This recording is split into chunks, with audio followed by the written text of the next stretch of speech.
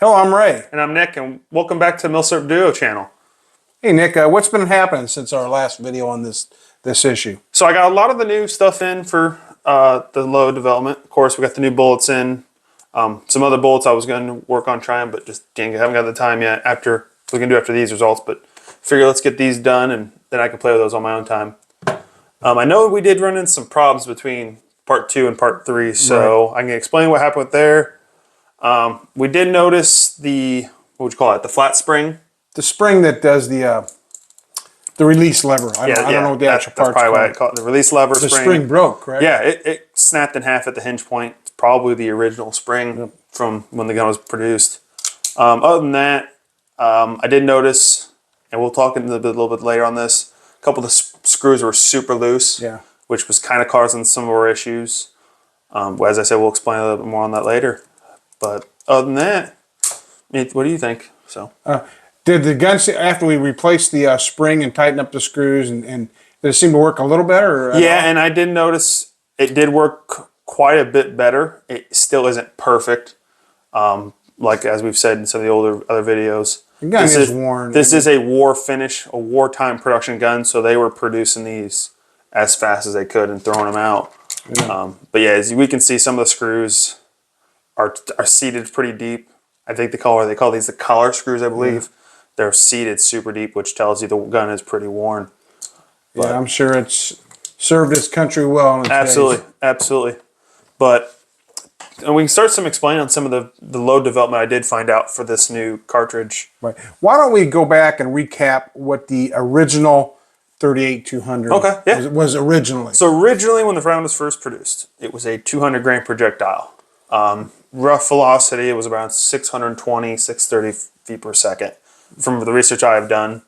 And then I don't remember the specific year. They did eventually bump it down to 190, 195 grain projectile, known as the Mark II load. And that's kind of where I was trying to reach, was around that velocity. Yeah, some of the issues we were having on the loads we had done, we did not have a true .361 diameter bullet. So the early tests. On the early tests, correct. And we know our results showed that. So yeah, I did come find a company out of California called Bear Creek Supply. They make these nice quality cast bullets. Prices are actually relatively very affordable. Yeah, go check them out. But yeah, I might chronometer this bullet right now. It's a perfect .361 diameter. No, other than that, they're all spot on, great projectiles. I did, and they're close to the quality or the original projectile that you would have had from back then. What were some of our original loadings? So I know original we shot factory Magtech, and we averaged around a velocity of 556 feet per second. HP 38, which we got an average of 472, also was the undercast bullet. And then the true blue powder, we got 507. Right. There again, these are on a, let's see, what diameter would that have been? That was a 358, I believe. 358. So there again.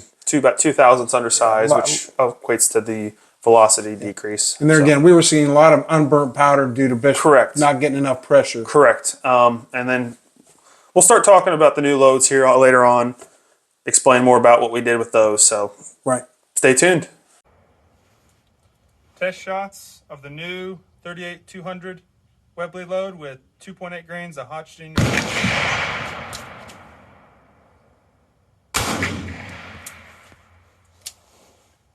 611, 622, 611, 628, 663. All right, so with the 2.8 grains of Hotchkiss Universal, we fired 17 rounds. We got an average of 605, a standard deviation of 30, and an extreme spread of 135. So, as you've seen, we've started to talk about a little bit of the chronograph data we covered, and as you can see, I reached a velocity right around the 630, 640 where I wanted to reach. So, other than that, I am probably maxed as far as velocity, or let me rephrase that, grain weight of powder I'm going to put in these. If you look at some of the primer pockets or the primers, they're starting to flatten out. a little bit, and I believe that's the fastest I'm going to push these rounds. Yeah, I don't know so much about the flat now, but your primer strike is definitely deeper. Yeah, and that's, than we've seen anything before. There's a couple there that are pretty small, but other than that, majority of them are pretty deep. Close to, I would almost say close to a Pierce primer. I don't know about that, but they are definitely deeper. So there again, we've seen that the factory feet per second were anywhere from 620 to 650, depending on what bullet. And as you saw in the previous spot, we were getting right around an average of 605. That's I would call and that. I'm gonna call it good. More than likely, what I'm gonna do, just for going out, especially with this gun being a war finish gun, kind of worn, I'll probably back my powder charge down a little bit, be more about 2.4 grains. Right. Just something, just a nice plinking load. At least try that for myself on my own time, not for the channel here, but just to see how it does. Yeah. And there again, if you were going to shoot even a load like this more often, I would not suggest using a break top action pistol. Correct. Get something that's a little more of a And standard. as we've talked about that on our own side, I've looked at a couple other firearms that were lend-leased to the British in that 38 Smith & Wesson cartridge / straight 200 that I've looked at for pushing it, and they're more of a regular out to the side cylinder, but those have just not come up in time. So, correct.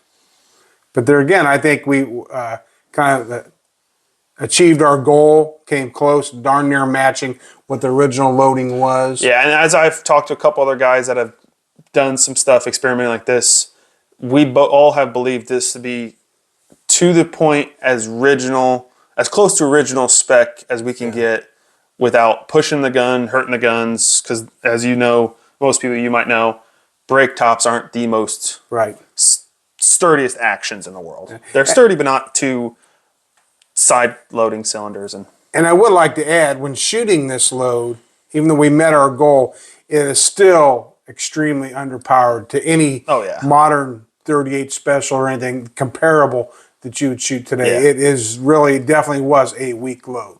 And that's one thing we forgot to do when we were filming this part is forget to take a photo of our target. That's one thing, is we were just shooting a quick target pacer. Wow.